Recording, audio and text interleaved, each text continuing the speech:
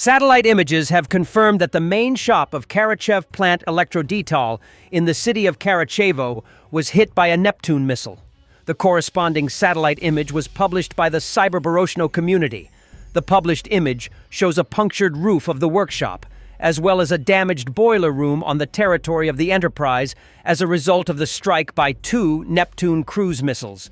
The Enterprise was attacked on the night of September 29, 2025, by the units of the missile and artillery forces of the Armed Forces of Ukraine in cooperation with the Navy. According to the official data of the General Staff of the Armed Forces of Ukraine, the attack on Karachev plant Electrodetal was carried out by 4 R-360 Neptune missiles from a distance of about 240 kilometers. The attack on this enterprise is related to its production activities. Karachev plant Electrodetal manufactures electronic warfare equipment, measuring instruments, electronic connectors, and cable products. According to the Polkovnik GSH Telegram channel, this plant produces cylindrical and rectangular connectors of the SNC, SNP, and SP types, which are used in the interconnect systems of most cruise and ballistic missiles in Russia. In addition to its own production, the company supplies products to more than 1,500 organizations of the Russian military-industrial complex. In particular, its products are used in the production of Chimera FPV drones.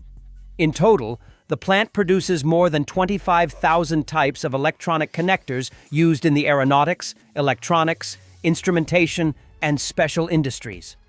According to Russian sources, Karachev plant Electrodetal is one of the leading enterprises in the Russian electronics industry and is on the sanctions lists of the United States and Ukraine.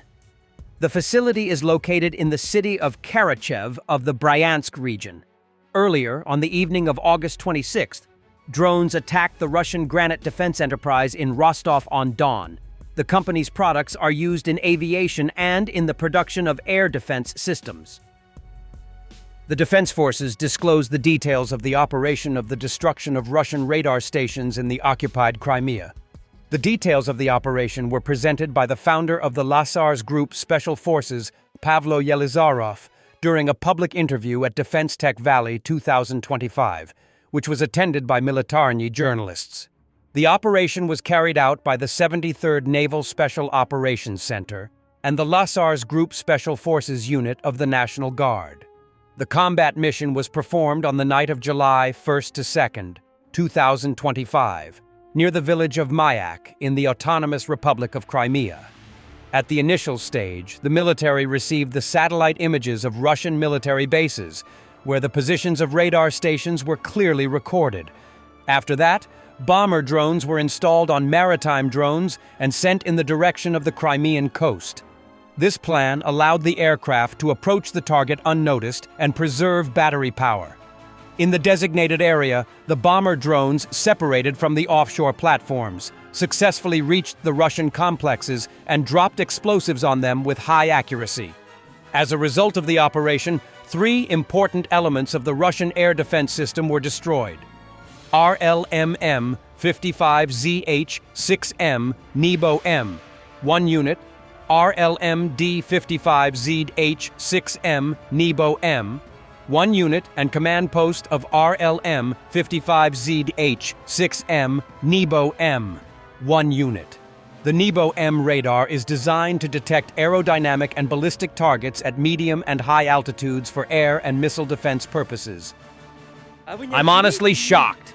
A Russian complains about gasoline prices, but the special military operation is going according to plan. А вы не охереете ли? Чё я вам сейчас просто покажу? Куда? Скажи! Вот сюда! Вот сюда! Вот сюда! Куда? Вы чё? Вы в натуре, что ли, угораете? 80, блядь!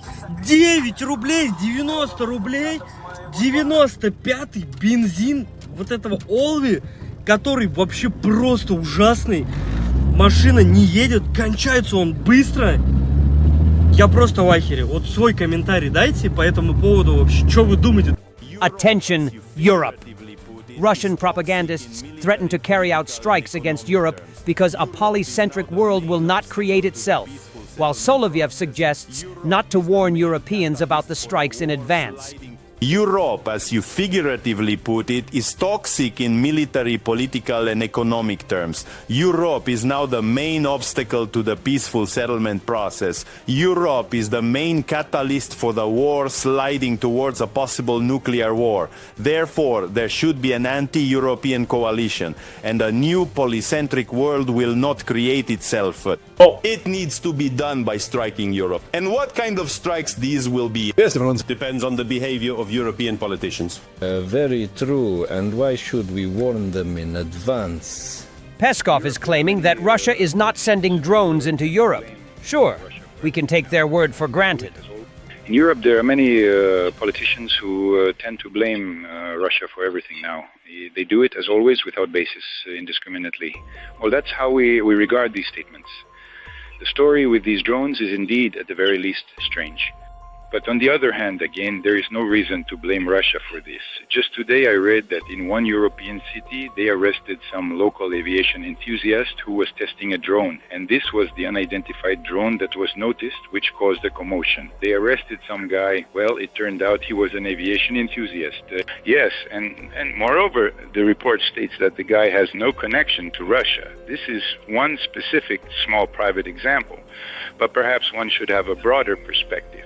In Russia, 3 educational institutions, a college and 2 schools, collapsed in 2 weeks. But of course, it is much more important for Russia to spend billions on destroying Ukrainian infrastructure than to pay attention to its own infrastructure.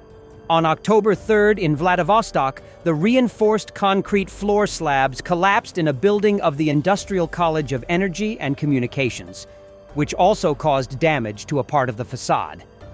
Interestingly, in September, the governor of Primorsky Krai, Oleg Kozhemyako, personally inspected the institution after major repairs and praised the builders.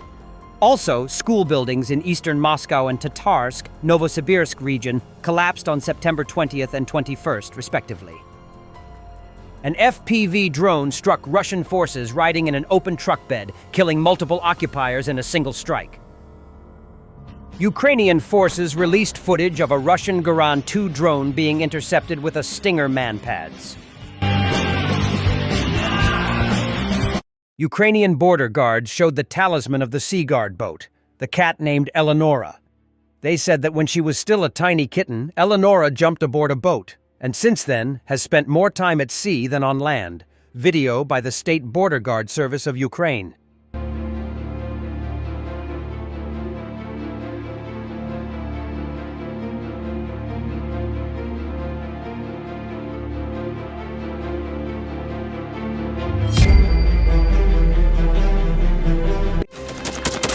Thanks for watching, and don't forget to subscribe. Also, if you want to support Warthog Defense, please become our member and get early access to new videos, exclusive members-only videos, and become administrator in comment section. The membership link is in the description. Rescues every day. We had a guy last week at 6 rescues in 6 days. You know, he's doing the job every day.